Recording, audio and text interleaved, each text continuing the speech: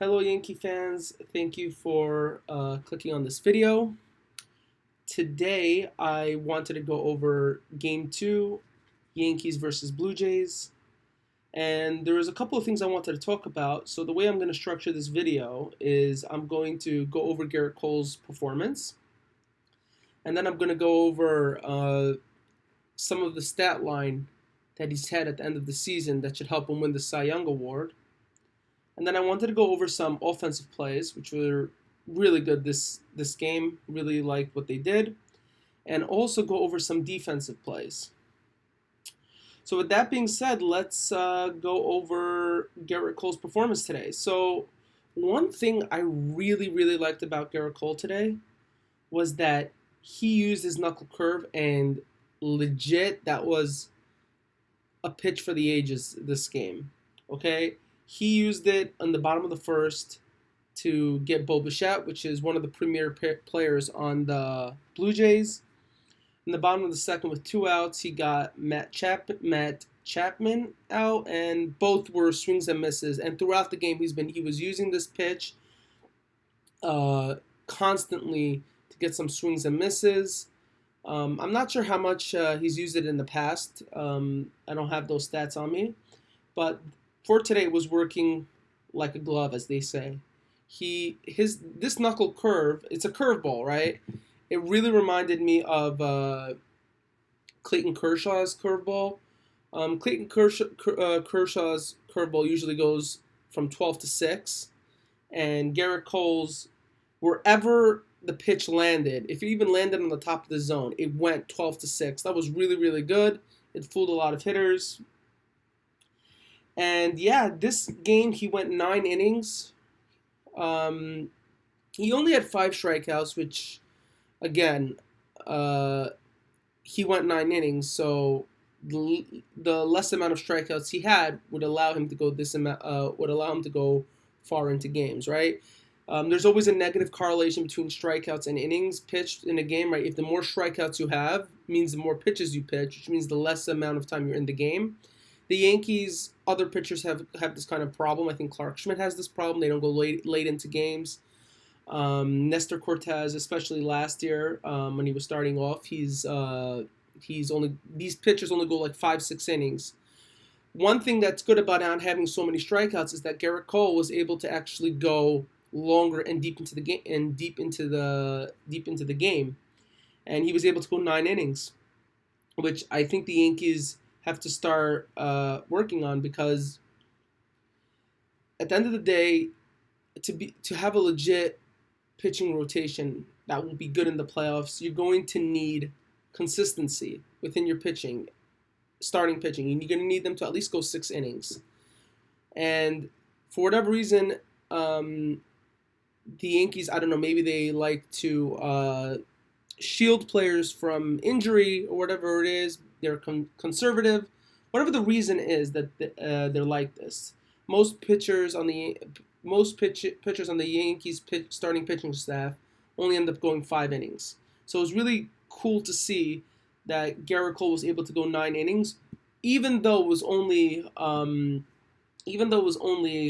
strikeouts. That was pretty cool.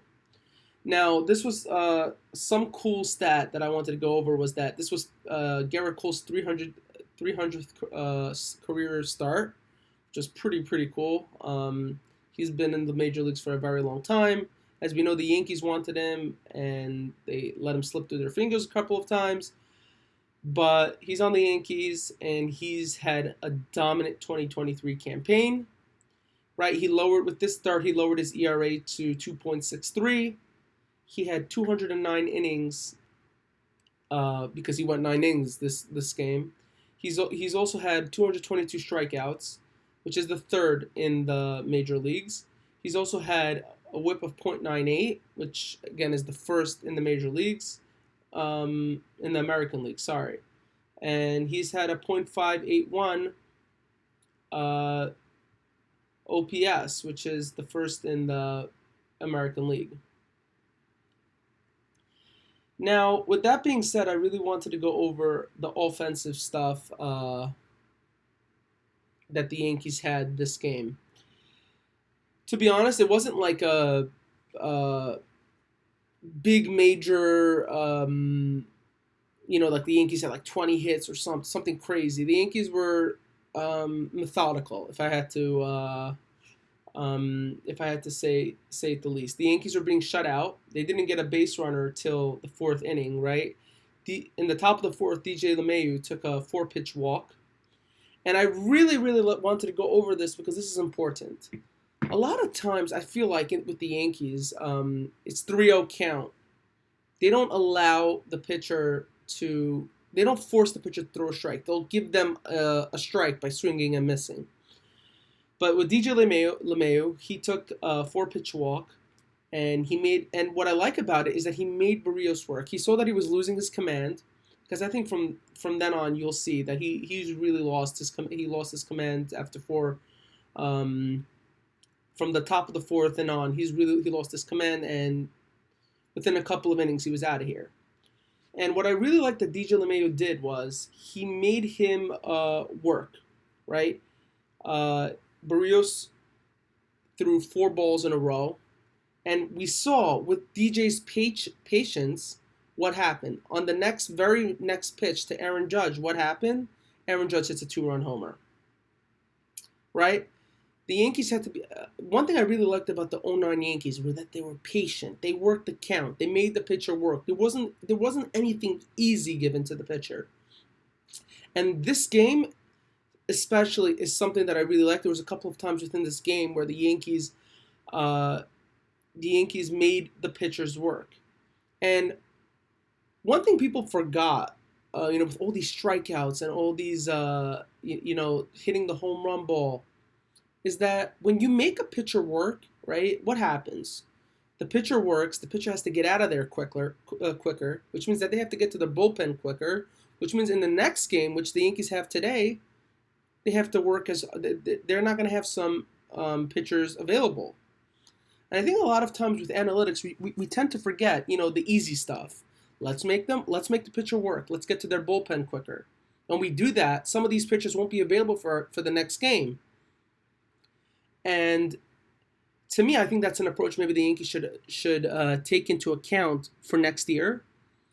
Now, obviously, with analytics and whatever they have in the Yankees management, they're probably not going to do this. But in my opinion, I think it's very important that they at least somewhat get back to it, because if you're going to give pitchers pitches easy, you're not going to make them work. At the end of the day, you're going to keep losing a lot of games, because at the end of the day, you're going to see a lot of pitchers 2-3 times. And to be honest, you want to make them go deep into their bullpen, get some pitchers who usually wouldn't pitch to pitch, and I think the Yankees should do that. Now, with this two-run homer, it was the Yankees' Aaron Judge's first home run of this game. It gave Garrett Cole a lead. And to be honest, when I saw him come out in the bottom of the fourth with that two-run lead, you could see him taking a deep sigh of relief that he's working with a lead. He doesn't have to be, mentally, I think in his head he was like, I don't have to be too perfect, right? I know if you look at the defensive, the defense in the bottom of the fourth, right? What did he do? He when he took that sigh of relief, right? Some pressure came off his shoulders, right? And he let one go over the middle of the plate, and he made we needed Esteban Florial to make a nice defensive catch in center field. Okay, so the Yankees, it's always good to give a pitcher a lead. Always good to give a pitcher a lead. It takes pressure off them that they don't have to be perfect. Obviously, sometimes pressure works in your favor because they know they have to be perfect. Like you saw with Garrett Cole, when that monkey came off his back, that he had a lead. Maybe he wasn't as sharp. He lost focus a little. Okay, that's a downside to it. But at the end of the day, you get on the board first. You give your pitcher gets more comfortable, and we saw that with Garrett Cole, which was awesome to see. Now, where the Yankees did the most damage was in the fifth, and this is what happened. So in the top of the fifth, with one out, we had Ben Rortvedt who hit a base hit off of Barrios, and that was really cool because Barrios threw a sinker that was left over the middle of the plate. And I always say you gotta capitalize on these types of pitches. You have to capitalize. You see, Aaron Judge doesn't miss many of those. When Aaron Judge is in a slump, you see him miss a lot of those pitches. So it was really cool to see that Ben Rortvedt, he took advantage of Barrios, who, again, you saw already from last inning, he was losing a little bit of his command. Although he had a lot of strikeouts in the beginning, not so much the Yankees' fault because the umpire was really had a big strike zone in the first couple of innings. But it was good to see that he took advantage of it. And the Yankees in general should start continuing to take advantage of these things. And then there were two outs, and Aaron Judge came to the plate, and something funny happened when he came. So Barrios and Judge were like ready to duel it out, and all of a sudden you see the catcher and Pete Walker, the pitching coach for the Blue Jays, come running out. And for a second, I felt like maybe they have something on Aaron Judge that like they need to give them this information right away. And I was like, what? Maybe they're trying to get in his head, you know? And then I was like, maybe they're just trying to go over a game plan because they lost.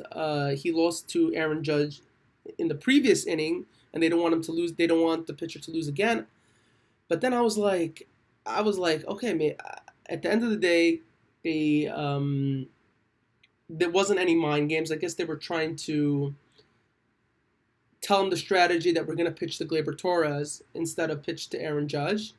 But that didn't work out for the Blue Jays because when they pitched, they intentionally walked Aaron Judge. And then the Barrios he walked Gleyber Torres. And it was a 4-pitch walk. And again, I love how Gleyber Torres made him work the count. Don't give any outs. Don't swing and miss. Don't try to go for the 3-run homer. Try to make the pitcher work. You see him losing his command. Make him work slowly but surely.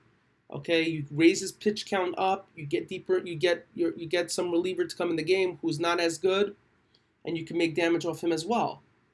So it was really good to see from both DJ and from Gleyber Torres that they worked the count. And at the end of the day, that raised it, and eventually they got him out of there. And then it was 2 outs, and Stanton came up, and I thought, oh, here we go again. You know, bases loaded. There's gonna be he's gonna swing and a miss, or he's gonna hit the short. He's not gonna get this, but amazingly so, Stanton hit a pitch that scored two. He hit a base hit to left field, scored 2 batters, but on the play, I don't know what's with Gleyber Torres. He rounded third because what happened was there was a base hit, right? The pitch, the throwback to home plate was way offline, and I forgot the third base coach. What's his name? He was all the way basically by home plate. He did not throw any sign to Gleyber Torres, so I'm not sure if it's his fault or not. But sometimes, like, you don't always got to take a risk. You don't always got to be showy. You know, let the next batter come up and see what he can do. But anyways, he got thrown out at third, which ended the inning, which sucks. Now, continuing with the offensive talk, in the top of the 7th, Peraza led off the inning with a walk, and Aaron Judge, they did not intentionally walk him. He was up at the plate, and he hit a 2-run homer, his second homer of the game, and it was a sinker from Richards. And this really put the game out of reach for the Blue Jays. With Garrett Cole on the mound, there was really no way for them to come back from that. He went 9 innings, and his knuckle curve was on. And hopefully the Yankees can take this next game as well. Okay, guys, so that's it for this video. Please please subscribe, hit the notification bell, comment, share this video, and let me know what you like. And I'll see you on the next one.